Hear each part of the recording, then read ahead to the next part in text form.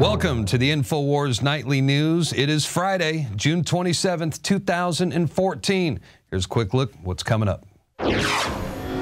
Tonight, an oath-keeping sheriff fights for your First Amendment rights. Then, tech-trendy ISIS tweets their 5-year terror plan. And the police state comes to a virtually crime-free community. That's next on the Infowars Nightly News. You're gonna learn to submit! And the cops just drink fluoride water. Oh, they take their kids, just shoot them up with mercury, and the kids become autistic. The cops don't care.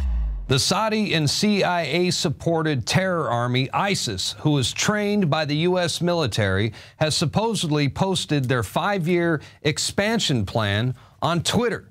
The map shows the al-Qaeda spin-off organization occupying the entire Middle East, including Israel, plus the Arabian Peninsula, North Africa, Afghanistan, Pakistan, Indonesia, and India. Wow, those guys plan on wreaking a lot of havoc down the road, lots of raping and pillaging the next 5 years, lots of ground to cover with less than 40,000 jihadists. Now, there's no doubt that ISIS will probably never leave Iraq or even leave Syria for that matter, but I think it's safe to say that occupying the entire Middle East, now that's a bit of a stretch, all right? But this is how the propaganda machine works. This is classic fear-mongering, and their intent is to keep ISIS in the headlines. This is their new boogeyman, by the way, and they are amping up the war propaganda to feed the war on terror beast. And of course, this is done through social media and stories fabricated or even sensationalized by the establishment media. Now, the group has even launched an Arabic language Twitter app called The Dawn of Glad Tidings. So I guess the terrorists are now technologically savvy as well. And as far as the ISIS 5-year war plan, like I said, occupying the entire Middle East, I mean, it's not going to happen. But it does look scary on TV. And no doubt they're going to cause all kinds of trouble in Iraq. After all, Iraq was engineered to be a failed state to begin with. Since the U.S. took it over beginning in 2003 during the Iraq War, or the invasion of Iraq, or you can even go further back in time to when the establishment installed their own ruthless dictator and put Saddam Hussein in charge. But I digress. Iraq is currently a failed state with an ineffective and corrupt military that is controlled by the U.S. military. It's a black hole and unlimited cash cow for the military-industrial complex, exploited by contractors and preferred clients of the Pentagon. You know, Dick Cheney's Halliburton is a good example. And don't forget that Iraq is also a strategic place on the grand chessboard, and the U.S. military will always be in control of that region, even when they pretend like they're not.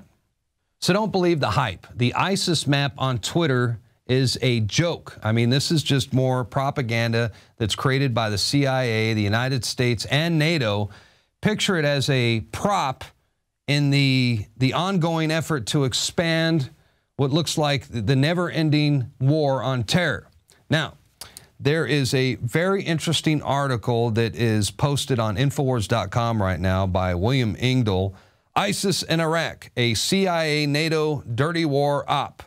And it goes into the creation of ISIS, how they were trained by the CIA and U.S. Special Forces at a secret camp in Jordan in 2012. And it also goes into detail how former U.S. Department official Andrew Darrin, he said that some of the ISIS warriors are now in possession of U.S. passports. Let that sink in for a minute.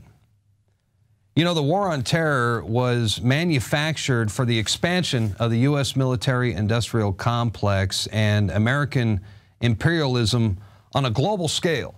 But it was also intended to take away our civil liberties here at home, hence the Patriot Act, the NDAA, and militarized police on our streets. And this is all in the aftermath of 9/11. But to get an idea of just how serious law enforcement officials take these terror threats and use terrorism as an excuse to become an occupying force in our own backyards, just look how they are reacting right now to the American people's outrage over the recent incident where SWAT police raided a home in Georgia. They threw in a flash grenade and almost killed a 2-year-old child. I mean, the kid is fighting right now for his life in a Georgia hospital. The grenade blew a hole in his chest, but the county's DA office, this is what the DA's office said. They said, there's nothing to investigate. Bad things happen. That's just the world we live in. And that's a quote. By the way, they didn't find any drugs in the home.